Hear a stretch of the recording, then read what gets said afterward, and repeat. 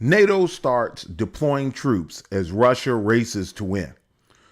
I saw this article and I noticed that it's a shift in tone from what we normally see as it relates to troops in the Ukraine war and outside and foreign troops getting involved. Their blatantness in just stating just the simple fact, the fact that we all know. I did a video not too long ago talking about French troops and other troops in Ukraine from different nations, and some of the viewers commented that this was fake news. And the reality is, when we just have to accept the facts for what they are. The reality is that NATO, and we can get into semantics about what's going on, but the countries that make up NATO have troops operating in Ukraine.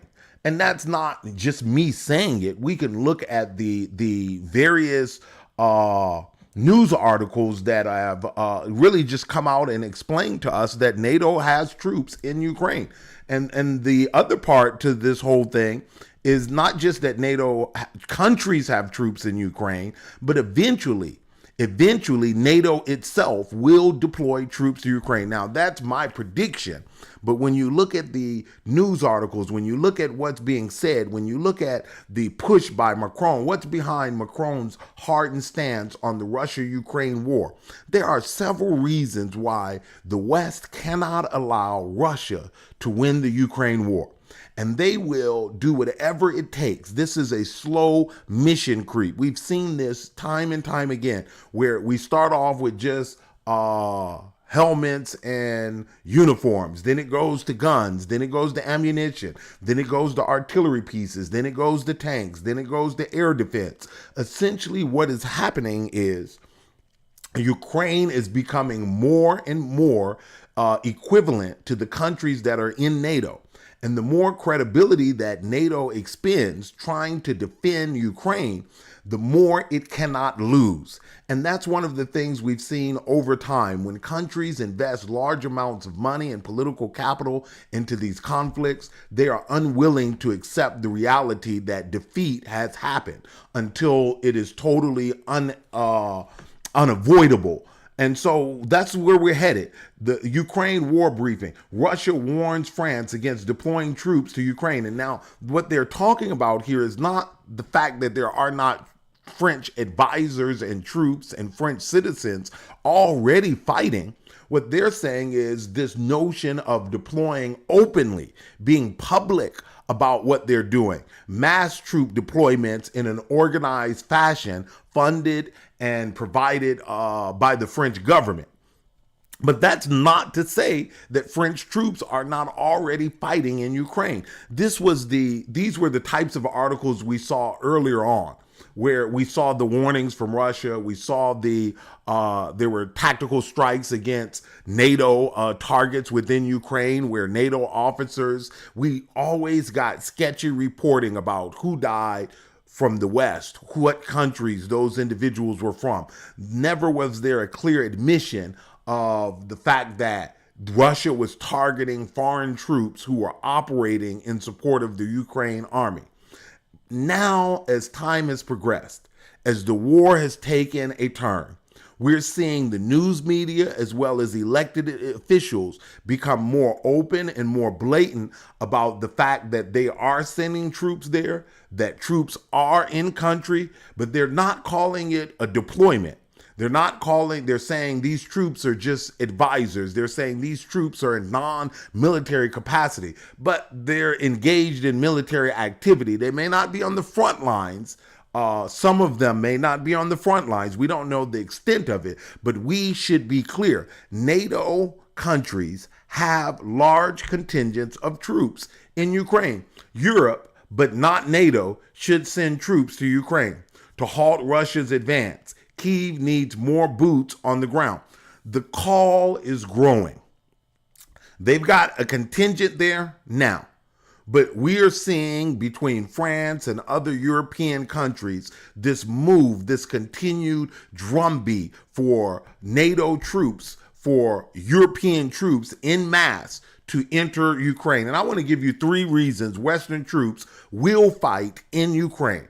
They will move from this support role that we're told that they're in. We don't know for sure if they're actually in a support role, but we're told that they're in an advisory role and in a support role. But I'm going to give you 3 reasons for all of the doubters, all of the people that say it will never happen, all of the people that say this will never escalate into a full-blown NATO, Russia, a full-blown world war.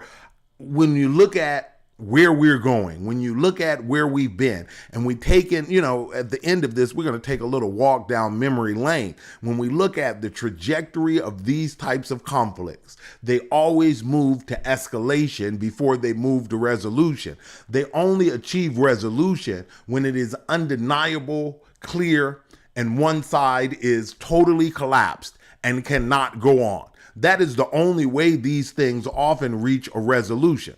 Let me give you point 1. And I want to thank you all for watching the program and ask you to come and to join and to share and to follow the channel. And I want to apologize. My last video, I have some new equipment and I'm hoping this audio is better than in the last video and hoping that we'll have better audio and AV as we add new equipment to the channel. Point 1, chapter 1, Western troops are in Ukraine. That's my first point. The reality is, and while there are people who want to deny it, the troops are already there. Foreign troops in Ukraine, they're already inside of Ukraine. They're already taking on advisory, intelligence, training. And in some instances, the types of training they're doing, it could be considered questionable whether it's just in a support role. The types of activities and organization of frontline combat and enhancing the capabilities on the front lines of the Ukraine army, one could argue whether that's really truly a logistics and support role. When you're helping the Ukrainian army target Russian assets, when you're using US and other foreign assets to provide intelligence, targeting information on targets not only in the Ukraine battlefield, but Ukraine is also using the equipment that they are being provided to target assets inside of Russia. So the question of their backline and support, their advisory status is always questionable. In this term, we're going to talk about what advisors mean, especially when it comes to the Western context. U.S. MALS sending more military advisors to Ukraine.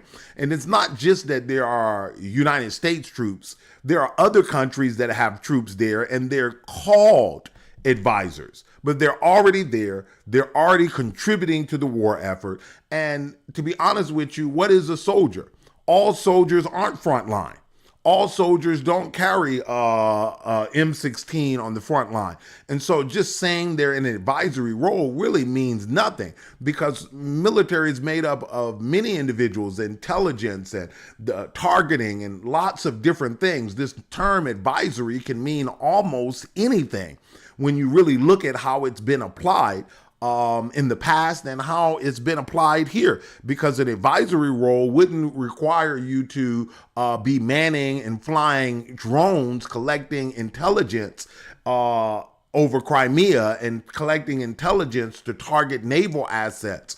It doesn't require you to teach how to use munitions that strike targets in land that is clearly occupied by Russia, or better yet, that is a part of the Russian mainland territory.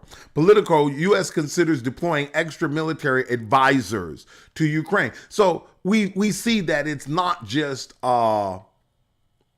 the notion. This is not far-fetched. When these articles come out about military action and troops in Ukraine, we shouldn't think that it's far-fetched that not only are they currently there and that they could be fighting on the front lines very soon. We don't know exactly what they're doing in country, but to say that they're just in a passive role, that could be just naivete.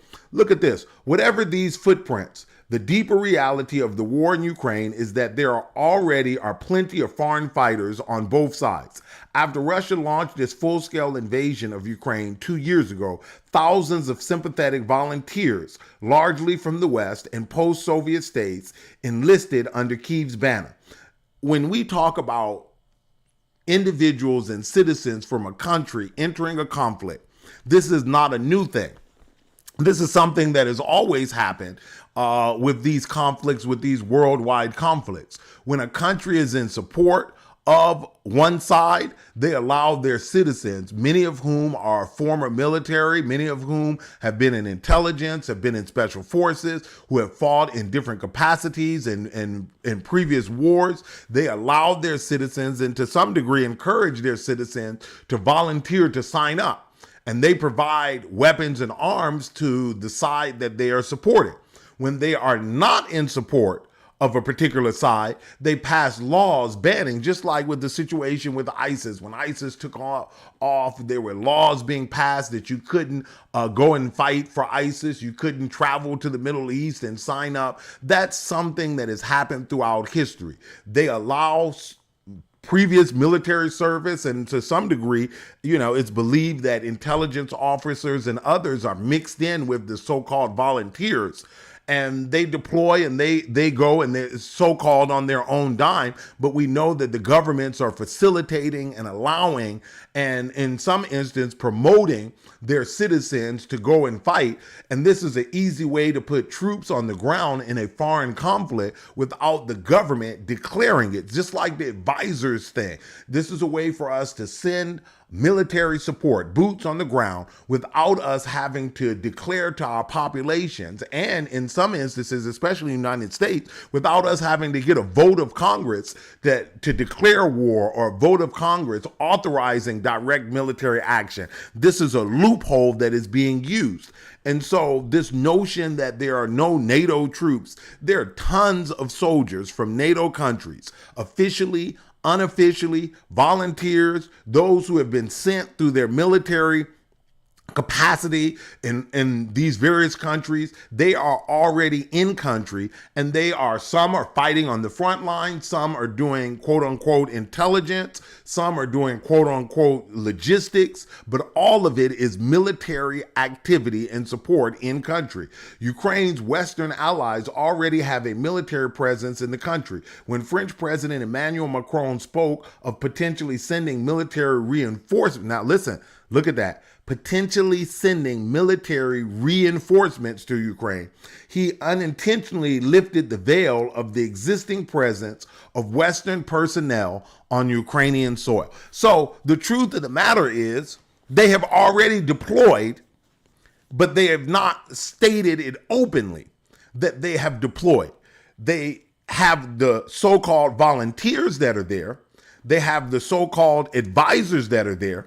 But Macron, in his own words, has lifted the veil that there are numerous deployed, enlisted, active duty soldiers in Ukraine assisting in various capacities with the war effort. Up to 50 UK special forces present in Ukraine this year, UK leaks suggest. So the numbers of them, the numbers of what type of makeup, yes, there are special forces, but there are intelligence officers, there's other logistics officers. The makeup of the NATO forces, and I'm calling them NATO because essentially what this is NATO. This is the European Union. This is NATO sending soldiers from its various countries without them operating under the NATO flag. It's semantics. This notion of advisors, it's all semantics. And let's look at this. I want to look at this. This is a continuation from the article above that we just covered. Since the outbreak of the invasion of Ukraine, numerous state actors associated with Western intelligence services, often with military status, meaning that these individuals are active duty. These are not the volunteers. There were thousands of volunteers, so-called, that went in. But there are those with military status have been present in the country, undercover diplomatic personnel, advisors for Ukraine, and members of special forces have inherently played a role since the start of the war. So, when people try to pull the wool over your eyes and say there's no troops, to say that we won't have troops on the ground, that say we're not going to, when they say that, they're just pulling the wool over your eyes. The Western media just is a master now at deception and misdirection. They work for the administrations in the countries where they are, and they participate in the propaganda. We are currently fighting not a cold war, not a proxy war, but an active war in Ukraine. Those of us who live in the West, those of us who are tax payers in the West, it's not just our tax dollars, it's the lives of citizens at risk in these countries. Western advisors' role. Let's look at this Western advisors' role. And let's go on a walk down memory lane, because we hear this term advisor thrown around. And we hear this, they're just in an advisory capacity. Well, do you remember a war called Vietnam? U.S. to enlarge Vietnam force by 5,000 advisors, total to be 21,000. More material also will be provided to counter Reds. So they had 21,000 soldiers because they didn't want to call it a war, because this was another proxy war. In Vietnam, it was a proxy war between the U.S. and you had China on the other side. You had other war powers on the other side. And in this conflict, the soldiers who were sent there were not called combat troops.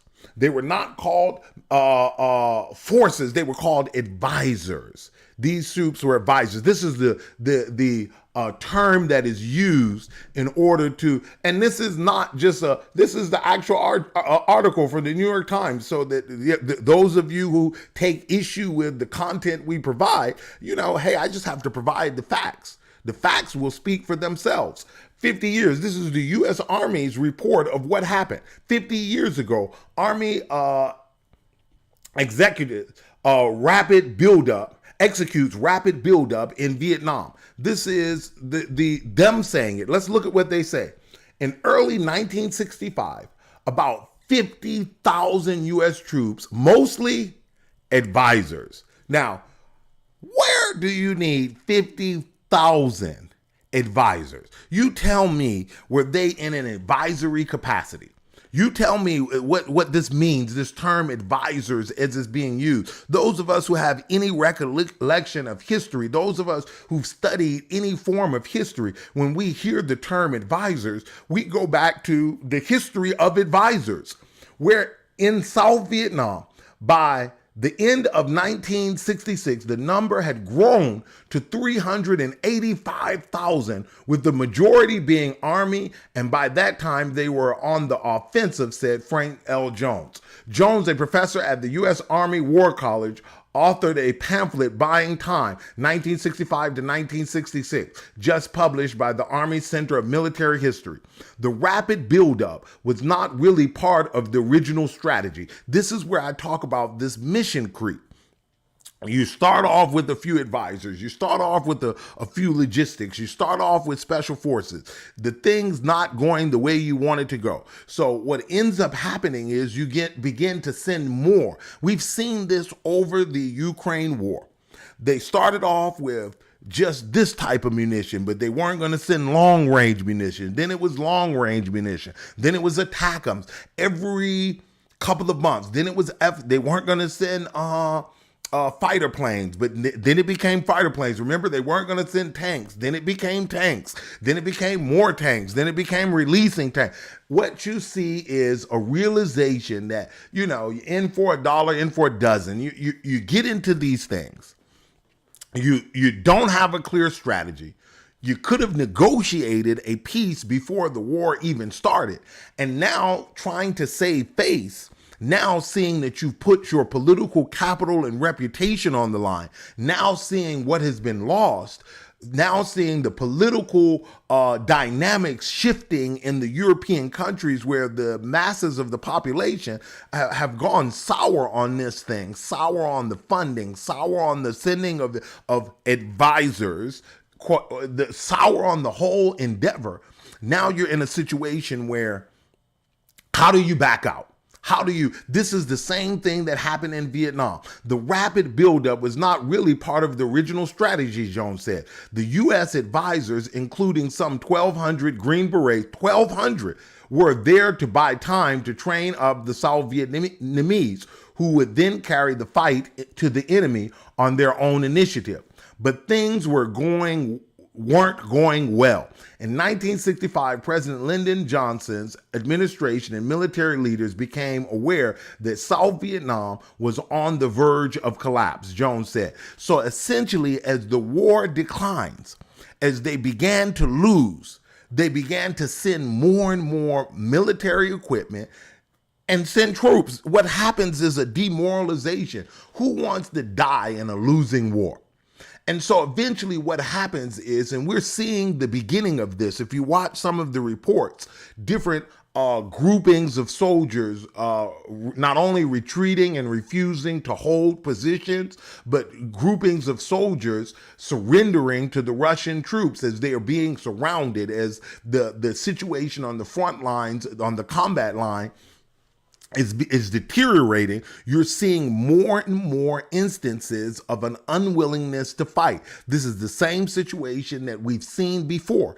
And as the military, the Ukrainian army, begins to collapse under this aggressive attrition, this constant pressure campaign that Russia is putting them under, not allowing any rest, constantly pushing, constantly creating casualties, constantly creating pressure on the line, it's causing the Ukrainian army to be in hasty retreats in some situations. And eventually what will happen is that they will break past the fortified positions. And once that happens, the armies are going to have, the Ukrainian army is going to have a serious manpower situation.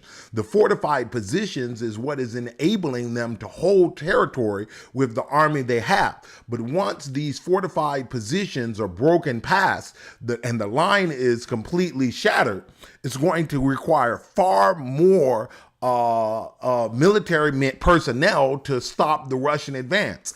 And when this happens, you'll see more and more surrenders, retreats, abandonment of positions. And as such, what will the West do? What will the West do? Just like in the Vietnam War, just like in other conflicts, what a loss in Ukraine looks like. And this is where I think we need to be clear. This is what no one is talking about. You know, when you get into these quagmires, when you get into these situations where you've invested military capital, political capital, you've sent soldiers, you've got to start asking yourself, and this is why I say the West is not strategic. They're very tactical. They have tactics, but they don't look at things from oftentimes a long-term strategy. I mean, look at the Iraq situation. Look at the Syria situation. Look at the Libya situation. The Western intervention has not been strategic at all. And the question to ask is, what happens if Ukraine loses? And when we start now, because they did not choose the path of negotiation and peace, they chose the path of war, they never asked themselves initially, what would it mean if we choose this path of conflict and war? What will happen if we lose? That was not a part of the original conversation between the Western powers as they were seeking to sabotage negotiations between Ukraine and Russia. They were sure that they could pull this out. They were sure that they could create the types of deterrent through sanctions, embargoes, the types of deterrent through providing military equipment that would enable Ukraine to withstand Russia's onslaught. But now that it's becoming more evident that the possibility of loss is before them, now people are automatically asking the question they should have asked at the beginning. What does a loss look like? Russian victory would be debilitating for the West and especially for Europe. So now we're getting a clear sight of it. Listen to this. A defeat of Ukraine, let's jump down to paragraph 2. A defeat of Ukraine would be a humbling episode for the West, a modern Suez moment. Having provided moral, military, and financial succor to its ally for 2 years now, America and Europe have perhaps inadvertently put their own credibility on the line. That they have sometimes dithered in delivering this support would make things worse, not better. Further, confirmation among skeptics of liberal polities that democracies lack what it takes to stand up for their interests. In Russia, but also China, India, and across the global south, Ukraine's backers would be dismissed as good at tabling UN resolutions and haggling over wording at EU and NATO summits, but not much else. Essentially, what's going to happen if they lose is their credibility to back these types of conflicts and to back different countries will be shattered. The invincibility argument that has been in the West, that NATO has the power to do whatever they want to whomever they want, whenever they want, that notion will be shattered. And as such, countries will begin to now determine which side they want to gravitate towards. They will be able to gravitate towards NATO, or they will be able to see Russia and China and Iran and the other coalition that is forming as a viable option for support militarily against the West. And so you're going to have more countries, and as those countries choose the other side, that side gets stronger and stronger, each country that signs up with their coalition. I like this article. It says, what if Ukraine loses? Let's look at what this article has to say on it. The world is already witnessing the potential consequences, and I'm jumping down to the second paragraph here, of a Ukrainian loss. On the heels of Ukraine's withdrawal from Avdiivka, Russian President Vladimir Putin said that it will press its success. With the prospect of a return of Donald Trump to the Oval Office and his antipathy toward Ukraine, European countries are actively considering what European security would look like in a post-America world if America were to withdraw from the world stage as a result of an America First policy, as a result of a policy that focuses its resources on the issues relevant to the citizens of the country.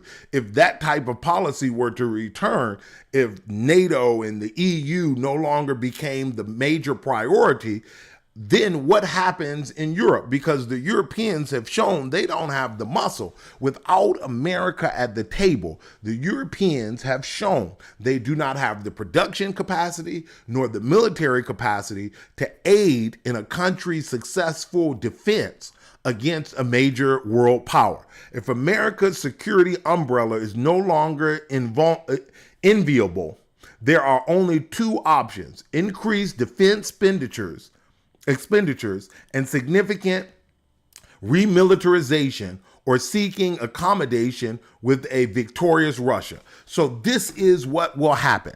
If Russia wins, they seem like a viable option. There will be countries in Europe that will begin to break away from the Western sphere of influence and seek to closely align themselves with the global South. It's not just aligning, and this is where the article is wrong. They're saying it's just Russia, but what these countries would be doing is aligning themselves with Russia, China, Iran, the global South, all of the countries that are making up this opposing coalition, this bipolar world. These countries would be aligning themselves with them. And that's where the trouble comes for the Western hegemony of the world. The American leadership of the world would be challenged. And we would see ourselves for the first time since the Cold War in a bipolar world, in a world where no one power had the complete and total say over world events, economic events, the systems of the world, the financial systems of the world, the geopolitics. We would be back in a world that to some degree had some checks and balances. And that's a reality that those in the West, those who have invested in this so-called rules-based order, this Western rules-based order, where we really see that it is just a Western-dominated system. When you're in line with them, they apply the rules one way, and when you're not on their side, they apply the rules a different way. The ability to manipulate the global systems to their advantage and to their liking, that advantage would be disseminated. I mean, it would be dismantled. And as a result of it being dismantled, you will have a situation where the economic benefits that come with that would be diminished. And that's what those in the West are scared about. This is about money. You know, I oftentimes say this is a channel about economics, and then some people say, well, why do you cover so much about the Ukraine Russia war? Well, the Russia-Ukraine war is reshaping the economic landscape, the political landscape, is reshaping the trade landscape of the entire world. The world is shifting right before our eyes as a result of the decisions that were made really in the West. The decision not to negotiate in good faith, the decision not to take a real path towards peace, but to take a path towards global dominance. We can impose our will. And we're seeing that right now in the China-Taiwan situation. We're seeing the same type of pressuring, the same type of trying to dominate the Chinese, to force the Chinese government to capitulate with and it's that type of forcing and pressure tactics and pressure campaigns that has pushed us, really the world, into this new alignment that is forming. Europe will struggle to unite if Ukraine loses, because who wants to be united in a situation where your partners can't guarantee your security? Who wants to be on the side of those who have proven themselves to be feeble and inadequate? You would want to cozy up to the winners, not cozy up to the losers. This is the world if Ukraine loses. I want to give you some of what this article says, and I think this article sums up the reason why there will not just be NATO troops as advisors as they currently are constructed, however that is in earnest, but we will see significant deployments of NATO troops, whether they called NATO, I mean, we get into the semantics, or whether it's from the countries individual. I'm not getting into that semantics. It's NATO. There will be a deployment of NATO troops because of this reality. With an emboldened, aggressive Russia, this is what will happen if Russia wins, right at the border of the EU. Deterrence will be needed far beyond what governments plan now. Defense budgets in Europe during the Cold War averaged 3.5% of GDP. Now they are lower than 2% in many European countries. This was what Trump was arguing about, is that they had made the agreement that everyone would pay 2% towards defense. But when he got in there, everyone was depending on America to cover their defense and to be under the United States defense umbrella, but they weren't even paying the 2% that they were required to pay in order to sustain and have some kind of substantial contribution to their own security. Returning to Cold War levels would mean for the UK, 39 billion more per year, for Germany, 86 billion, and for France, 43 billion. For NATO as a whole to hit 3.5% of GDP on defense spending, it would require 410 billion more per year. And this staggering sum is still nothing against the cost if a hot war between Russia and NATO, and we keep saying between Russia and NATO, but what happens if it becomes a hot war between Russia, China, Iran, the global South, and NATO? What happens to the cost situation? What happens? You know, Russia is producing a certain number of tanks, but what happens when you add China into that? If the West can't keep pace with Russia, how could they keep pace with the entire global South? How could they keep pace with a Russia, China, Iran, a coalition, as well as others who would join in either directly or through dual purpose goods and services to help the effort on the other side? What would happen financially if such a thing were to happen? The cost would be staggering. From Russian hybrid aggression on one of NATO's eastern member states, NATO allies will have to defend the attack, including likely with their own soldiers. Now, that's the other issue. If you can't outproduce them, if your technology, which is what we were told consistently, that the Western technology was superior, if the technology isn't superior, you can't outproduce the opposition.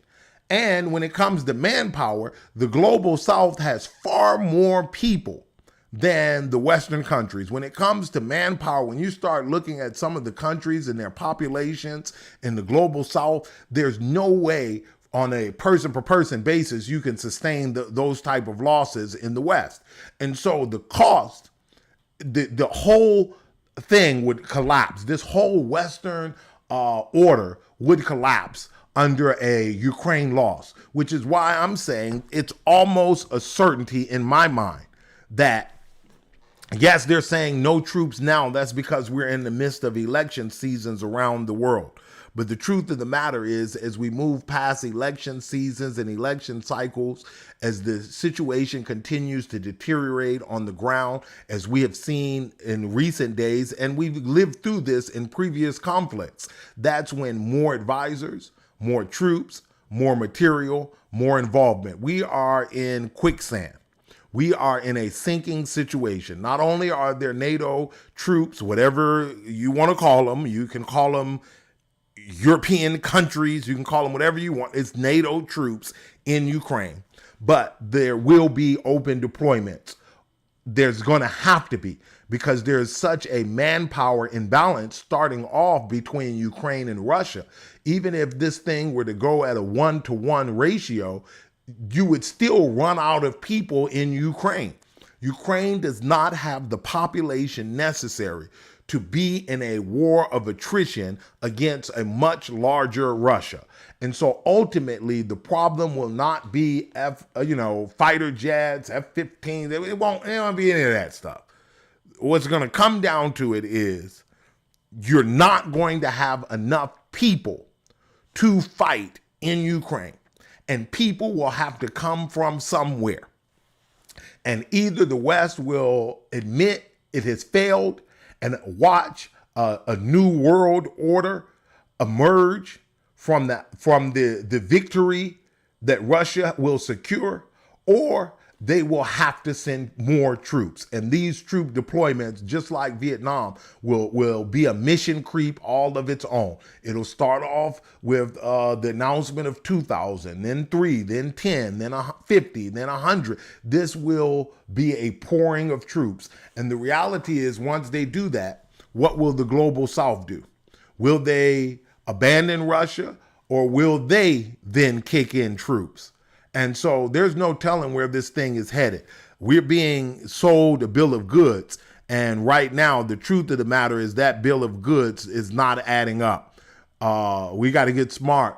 And when the time comes for us to make decisions about who will lead us, we've got to be very smart. And I'm not saying who to vote for, but I am saying vote based on the truth, the facts, the realities, and the history that we have all experienced and watched, not some of them in our lifetimes, but some of us through history books and have learned. We know where this thing is headed. And it's going there pretty fast. The events on the ground are dictating it. And it will change the economics. It will change the politics. It will change the world in which we live. And we've got to be prepared. We've got to prepare ourselves, our families. We've got to prepare our economic situations, our portfolios. We've got to really look at this and, try to make the best decisions we can for our situation wherever we are. And, I just want to say this, my thoughts and prayers go out to the people of Ukraine who were duped into this conflict when they could have had peace. Their country could have stayed whole with some autonomous regions that are now completely autonomous and now part of Russia. And they could have saved the lives of so many hundreds of thousands. It seems like the people in positions of power continue to push because they have their own agenda, but they don't care nor realize the impact on just the common people, the impact on their lives, the impact on their families, the impact on their children. It's a sad thing that so many people had to die, and all of it was avoidable. As always, I'd like to end this program. Why swim against the current when you can ride the wave? Don't play the victim, play the game. This is Money Matters Monologue. Thanks for watching.